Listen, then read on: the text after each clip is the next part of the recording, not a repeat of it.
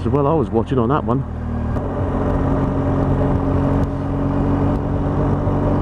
Hey everybody, how you all doing? So I thought I'd give you an update on having this GS now for, I don't know what, 3 weeks has it been? Actually the weather's been quite kind here for December. So I've been able to get out on a few occasions over weekends, and I thought I'd give you a bit of an update as to how I'm getting on with it. So, you may recall I swapped in my VR R1200 for this GS adventure.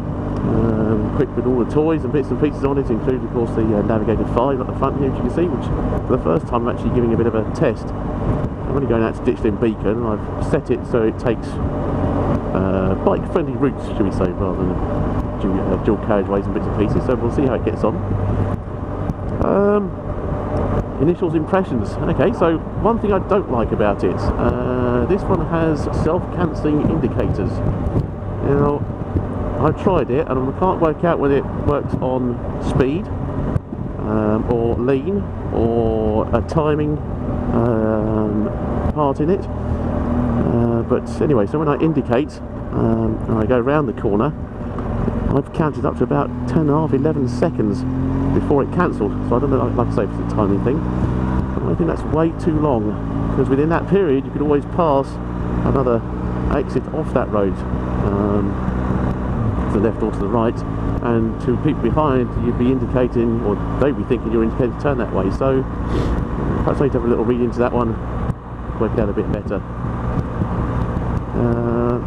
What else don't I like about the bike? Don't know really, not a lot. Everything's expensive for it, of course, but if you want replacement parts or extra parts, I think that just goes with the territory, I suppose, for BMW. So actually, yes, to be honest, there's not a lot else I can think of at this time that I don't like. Perhaps more riding will enlighten me on bits and pieces.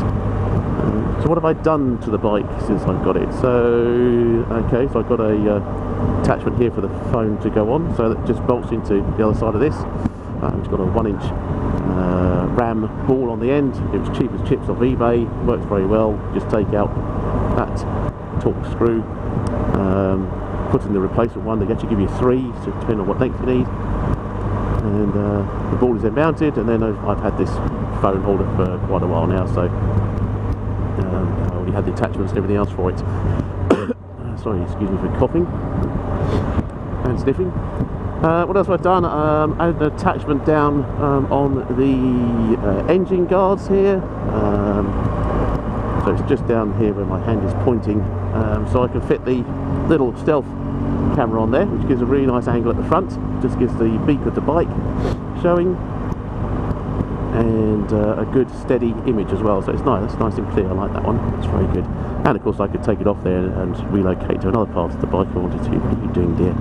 Slowing down to 30. Fair enough. Okay, what else? Let me think. So a headlamp protector. So we've got the LED headlamps on this one.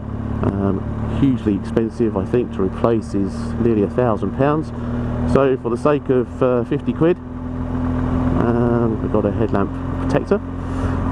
Pop a picture up of that in a minute. Excellent piece, very nice, looks good, simple to fit, and it's very clean, neat and tidy. Apart from that, I haven't really done much else. I've done a bit of wiring stuff, so I've got made myself up a loom for the an auxiliary output, which I tuck underneath the rear seat, fitted the power socket for keeping it charged, etc. when I'm on the bike, so that's on the bike there. Oh, and I replaced the horn, something I always do with bikes. Everybody knows the OEM ones are useless. So I was going to go for the big 120 odd decibel one, sounds like an air horn. Had a bit of a read up on it, don't think it would really fit quite nicely, so I've gone for a smaller version, which is about 115, 116 decibels, which is good enough. Like to be heard. Some people say you need a loud exhaust. Well, I'd rather spend money on a 15 quid horn for extra noise than 500 quid on an end can. which won't necessarily be any louder. Okay, so that's what I've done. Yeah, one of the things I do like about the bike, low end torque. It just picks up beautifully. And that was hardly even a twitch on the throttle. Very nice. Which we've done since it's 6. Pop past. Anywhere here, get rid of this here. 6 roll on. Fantastic. So that's one of the things I do like about this bike, this boxer engine. It's, I mean, I've come from 160, 170 horsepower on the VFR 12. So that was great fun. To this, which is what, 125 I think they quote. And actually, do you know what? The size of the bike, it really does move well. Riding modes. Okay, I like the riding mode, so I went out. It was a little bit damp on the roads, so I put into rain mode, and actually you can really feel the difference. I'm not rain, I'm in road mode now, so this is normal. Rain mode, that's a good one. Just dampens off the throttle, doesn't give you a hard acceleration, which is nice. And I've noticed the difference. I think other people said you don't notice it, but I certainly did. So that's good. Haven't put it in dynamic mode yet, but I assume that just stiffens everything up, pardon the pun, and makes the throttle more responsive, somewhat like my car. It's the same thing on that. Okay. So for a big bike, and actually I've got a full tank of fuel, so 30 odd litres stuffed in there. It's very easy to move around when you're on the go. And actually I don't find the weight of this bike either too much of a problem. Even in slow manoeuvres or indeed in and out of the garage, it's just really a matter of the balance. I think once you've got it nicely balanced and you're just holding it there, I mean, it's not a problem to move as far as I'm concerned. You know, on and off the stand is okay. Slow manoeuvring seems to be fine at the moment. Yeah, so I don't seem to have a problem with the weight. I can understand why others would. I think it's just, you know, just got to feel the bike. Obviously the boxer engine way down low there, pumping out its 2 cylinders left and right. Fantastic for low down centre of gravity, which obviously really helps. The other thing I like working on with regards to this bike is how you can work on it. Everything is fixed in with all these like little Torx screws, and it's so easy to work on when you need to get panels off and bits and pieces. So for instance, to fit the new horn, which is literally in the same place as where the old one was, just with a little extension arm on there, you know, it was easy to... Probably didn't see that when I did that with my finger with the camera, did you? So yeah, this middle part here comes off. Undid this to come off. Had to remove the bar there just a little bit, that would come off. What else was there? And that was it. And then I could get to where I needed to get. So it's just tucked down in there. A little extension arm. Wired it back in. This bike's had this canvas wiring system, so just got a canvas attachment. Geared up the wires, put the little connectors on there, connected to the horn, bolt your on-call, works a treat, no problem at all. Turning left, interesting. Fair enough. Under lane. Actually, I quite like the sat nav. See, look, there you go. There's the indicator. Right now, it's still going. It's still going. It's still going. It should self-cancel. Now, you realise how far I've gone down the road so far. Still going. Still going.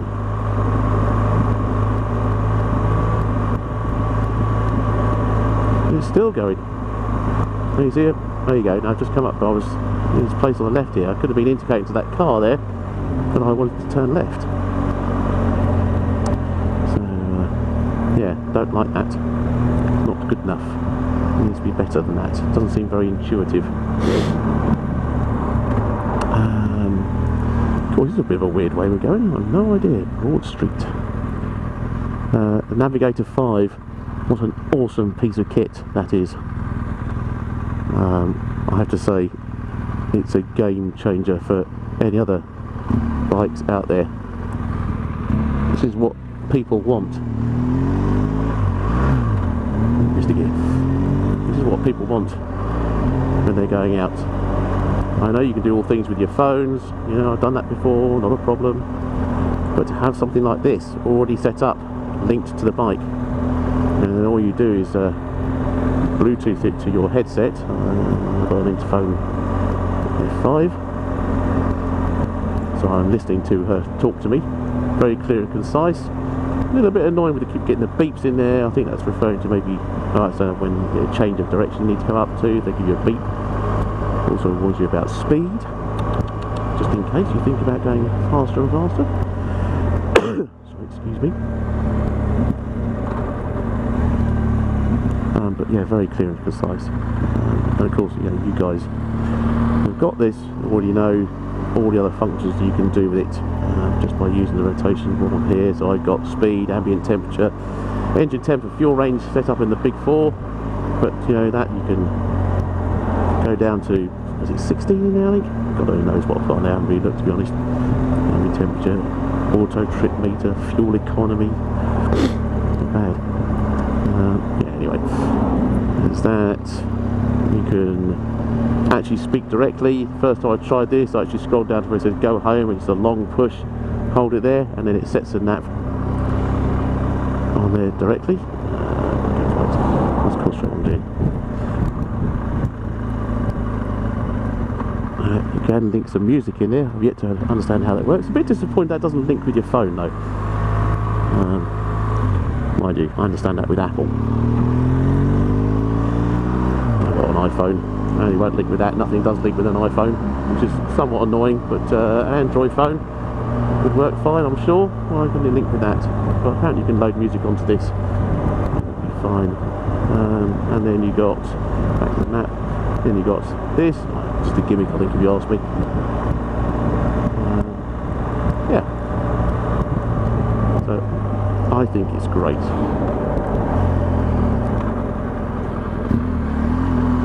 Probably come a right old long way round here just to literally blinking.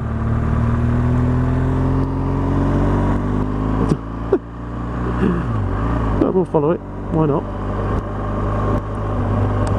Should have actually gone straight on there, but never mind. Yeah, so Nav 5, excellent.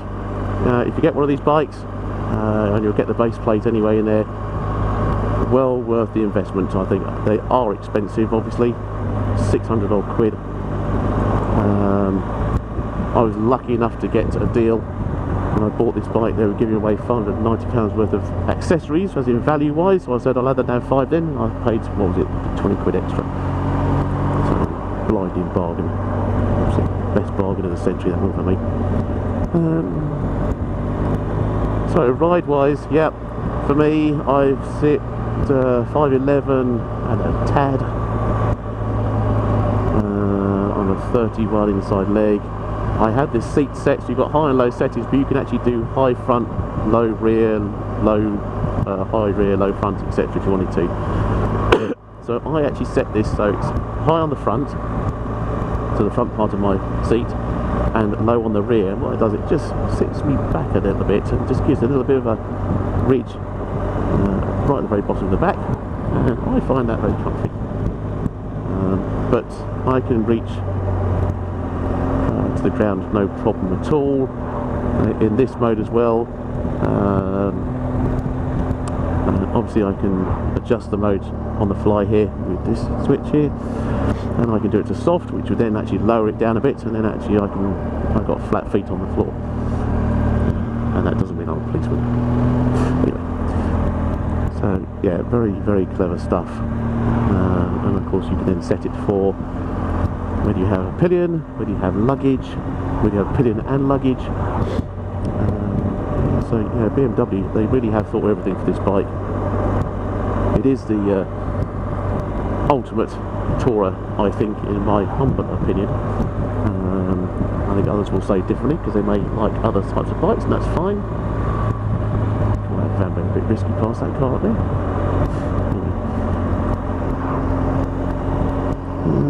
So anything else about the bike?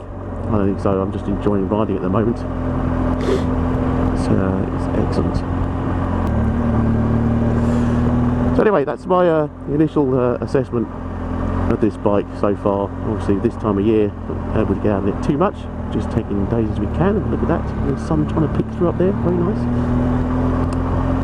So yeah, thanks for watching guys as always. Catch up with you again soon.